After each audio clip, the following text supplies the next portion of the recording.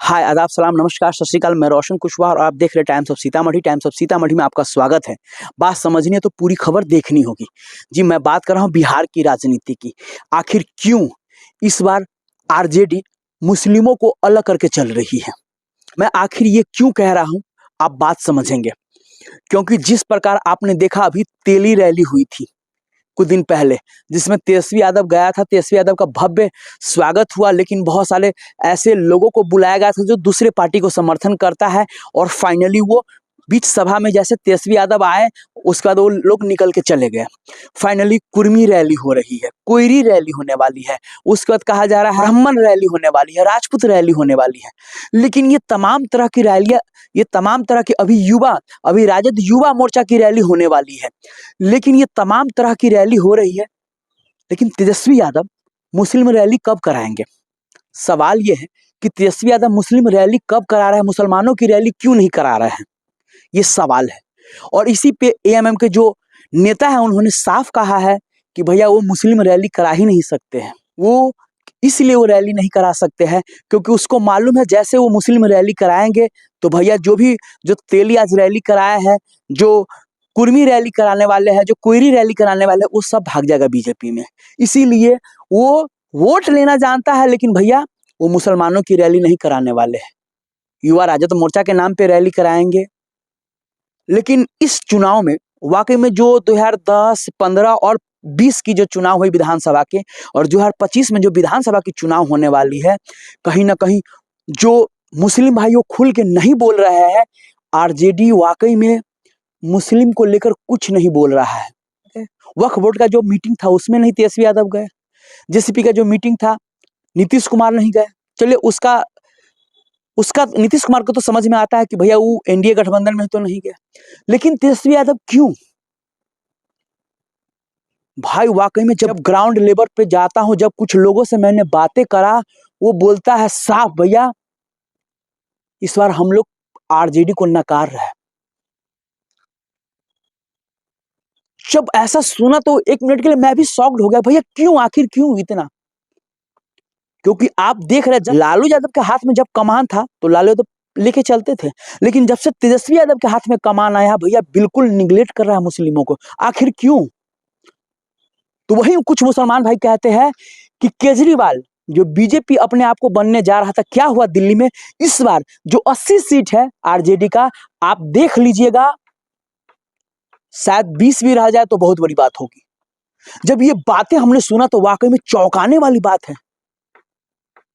मुझे लगा कि यार ये लोग ऐसे ही बोलते हैं रियली, जैसा और भी चुनाव में जैसा मुस्लिम भाई बोलते थे ना इस बार ये नहीं करेंगे, लेकिन लास्ट में अंतो अंत तक क्या करते, वो आरजेडी को वोट कर देते हैं।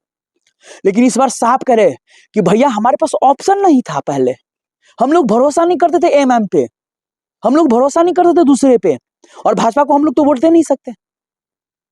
इसीलिए हमारे पास इस बार ऑप्शन है, और हम लोग को रियली रियलाइज हुआ, कहीं ना कहीं हमारे कौम में खासकर जो बातें चलती है वो रियलाइज हुआ कि भैया हमारी कयादत, और हमारे लिए कोई अगर लड़ता है, हमारे हक हुकूक की कोई बात करता है, तो वो ओवैसी ही है।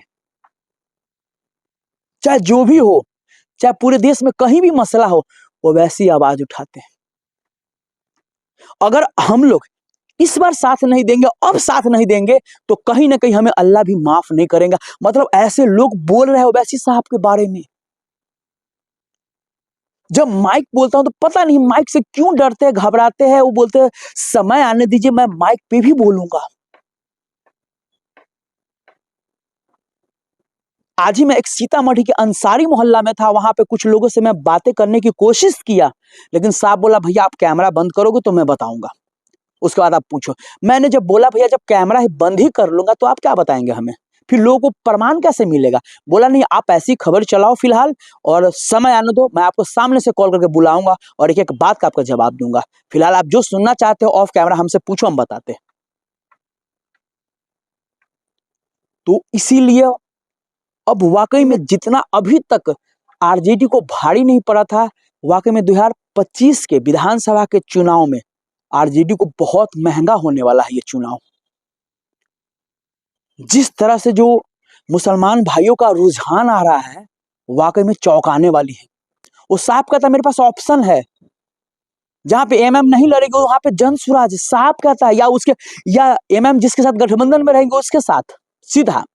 जब हमने कहा कि अगर एमएम आरजेडी के साथ गठबंधन में आएगी तब बोला हम सोचेंगे, लेकिन अगर आरजेडी के साथ गठबंधन में नहीं, अगर आरजेडी के नेता ने भूल किया कि हम गठबंधन में नहीं लेंगे, जैसे केजरीवाल ने भूल किया कि हम कांग्रेस के गठबंधन में दिल्ली में नहीं लिया, अगर ओवैसी साहब को अगर आरजेडी गठबंधन में नहीं लिया तो इस बार रियली मैं कह रहा हूं कि आप रोशन भाई देख लीजिएगा चुनाव में, इस 2025 के विधानसभा के चुनाव के परिणाम। तेजस्वी वही काम करता है जो मुस्लिम में भी बहुत पैसे वाले मालदार है उसको ले आते, उसको राज्यसभा भेज देते हैं। बाकी जो रियली जमीनी कार्यकर्ता है, जो सालों भर मेहनत करते हैं अपना ड्यूटी पानी छोड़ के, उसका कोई महत्व नहीं है। जो अपना मेहनत मजदूरी छोड़ के सालों भर आरजेडी के लिए काम करते उसका कोई महत्व नहीं है आरजेडी में।